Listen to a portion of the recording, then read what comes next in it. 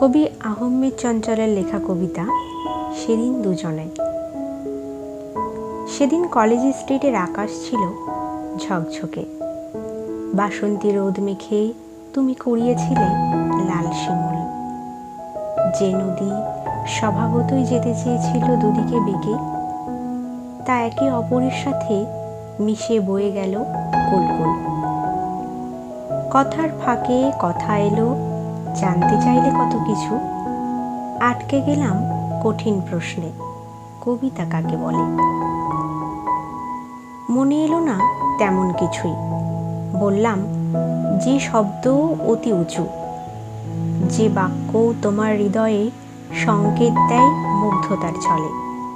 সাহিত্যের অলি গলি ঘুরে এসে আবার প্রশ্ন দিলে ছুঁড়ে, কিছু গদ্যও তো মনের ভেতর জাগায় চরম শিহরণ। কাব্যের থেকেও আবেদন বেশি, আরো বেশি কড়কড়ে। তাকে তুমি কি বলবে? পাঠকের সঙ্গী সে তো আমরণ। যুক্তি তর্কে গল্পে কেটে গেল দুপুর বিকেল গধূলি। তোমাকে ফিরে যেতে হলো তোমার প্রাচীন ঠিকানায়। আমার কাছে থেকে গেল স্মৃতির যত সিকি আধুলি। মরা ইছেমতি ভাবে একদিন জল ছিল কানায় কানায়।